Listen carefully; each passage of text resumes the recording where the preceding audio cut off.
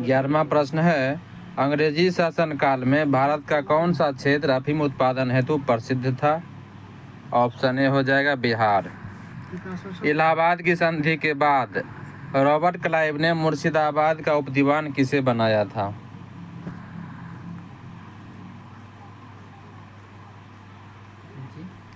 इसका उत्तर हो जाएगा ऑप्शन ए राजा सिताब राय। इलाहाबाद की दूसरी संधि अगस्त 1765 के अनुसार भगोड़े सम्राट शाह आलम को अंग्रेजी संरक्षण में ले लिया गया तथा उसे इलाहाबाद में रखा गया। शाह आलम ने अपने 12 अगस्त के फरमान द्वारा कंपनी को बंगाल, बिहार, उड़ीसा की दीवानी अस्थायी रूप से दे दी, जिसके बदले कंपनी सम्राट को 26 लाख रुपए देगी तथा निजामत के व्यय के लिए 53 लाख रुपया देगी।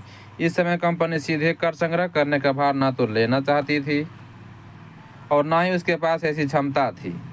कंपनी ने दीवानी कार्य के लिए 2 उपदीवान मुर्शिदाबाद, बंगाल के लिए मोहम्मद रजा खान, बिहार के लिए राजा सिताब राय की नियुक्ति की।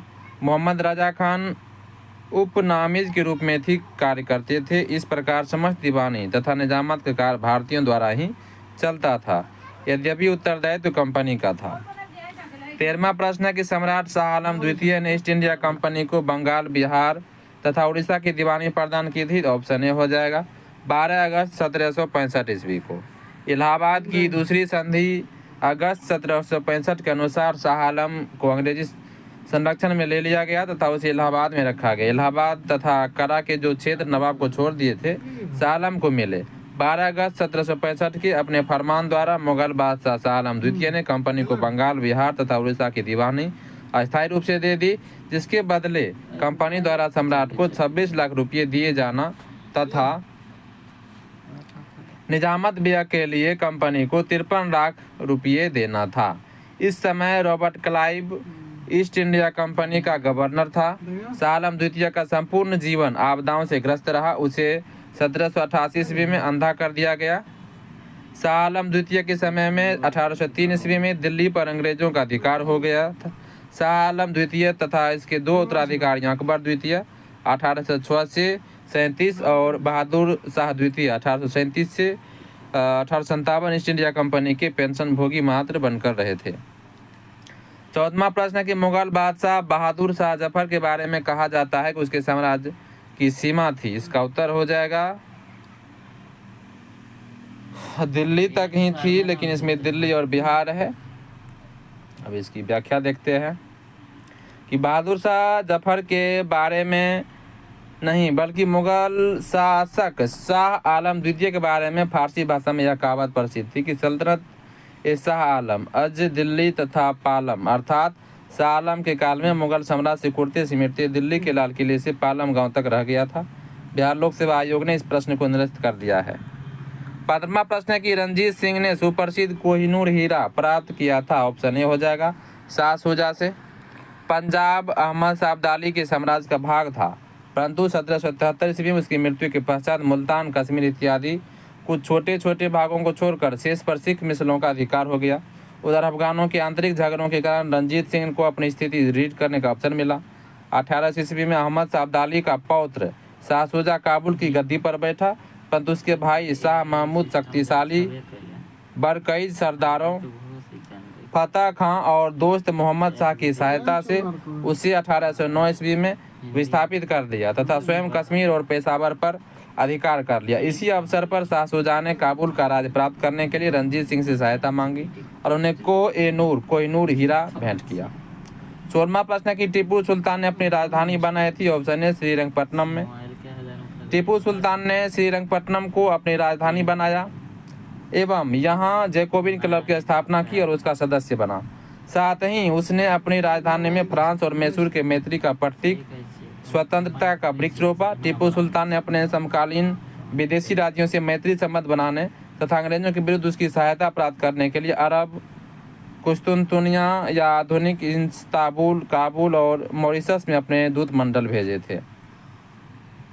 7वां प्रश्न है कि अंग्रेजों ने श्रीरंगपट्टनम की संधि किसके साथ की थी। तो ऑप्शन सी हो जाएगा टीपू सुल्तान के साथ। तृतीय आंग्ल मैसूर युद्ध 1790 से 92 का अवसान श्रीरंगपट्टनम की संधि मार्च 1792 द्वारा हुआ। इस संधि में अंग्रेजों की ओर से कॉर्नवालिस तथा मैसूर से टीपू सुल्तान शामिल थे। इसके अनुसार टीपू को अपने देश का लगभग 1/2 भाग अंग्रेजों तथा उनके साथियों को देना पड़ा। साथ ही युद्ध के हार जाने के